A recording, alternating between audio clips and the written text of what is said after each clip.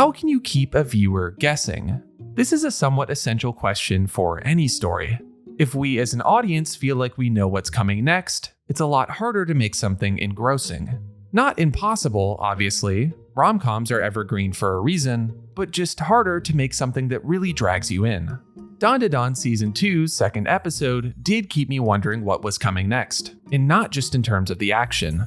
In fact, this episode was more introspective and esoteric than you might expect for a group being chased by a giant worm. So how did it do it? And what does it mean for the season going forward? Let's talk about it. Welcome to week 2 of Frame by Frame, the series where every week I make a video on each episode of these 3 shows, covering one big idea along with some smaller segments. I hope you'll subscribe to follow along for the rest of the season. I'd love to have you aboard. Let's briefly run through the plot of Dandadan Season 2, Episode 2. Still being hunted down by the giant worm, Gigi is left the only sane one as psychic waves drive Okarun and Momo to harm themselves.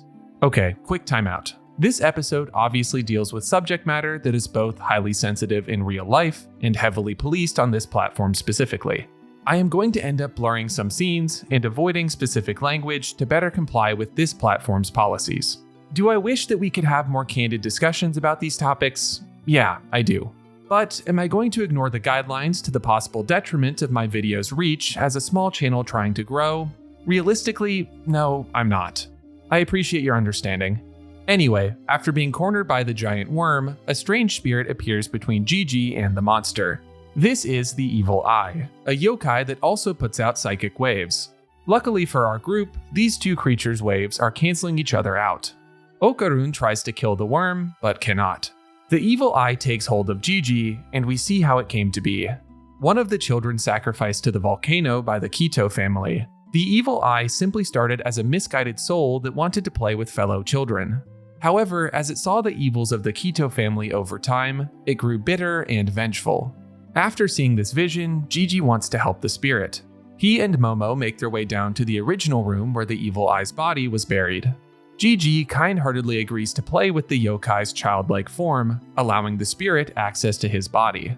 Now possessed by the Evil Eye, Gigi is a vessel for the powerful creature with some sick soccer skills.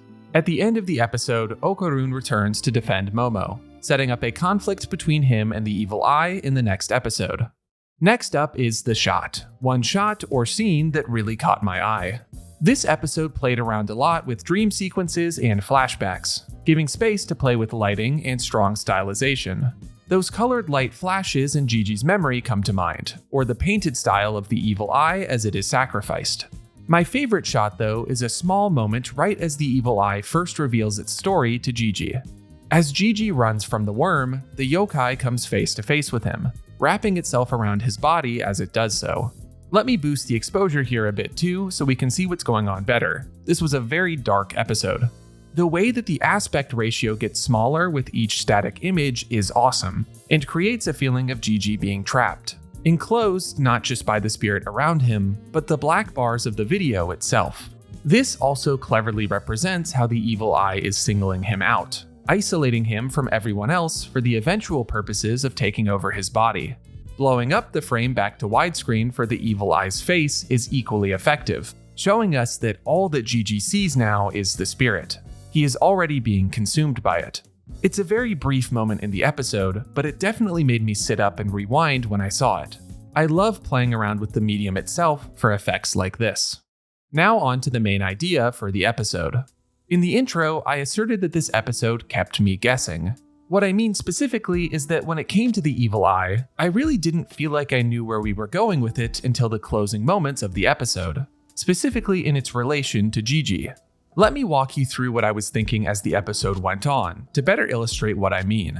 When it first shows up, despite warnings from Turbo Granny, it clearly is protecting our group from the giant worm. So my first thought was that it might actually be here to help. Then, as it wraps itself around Gigi, I immediately reneged on that idea. However, the long vision sequence of the spirit's origin story is extremely humanizing to it, and the understanding we get made me feel like Gigi after he comes out of it. I want to help it. It clearly didn't ask for any of this. Up until the moment that Gigi inadvertently allows it to join with him, I was kind of on board with it. Then, the moment it smiles evilly, I was like, okay, yeah, that was a mistake. But as you can see, across this part of the episode, I flipped back and forth between trusting and doubting this spirit a few times. As someone who often thinks, okay, yeah, I know where this is going, this really impressed me. Now, there's a counter-argument to be made, which is that I should have seen this coming from the start, and that this thing is literally called the evil eye.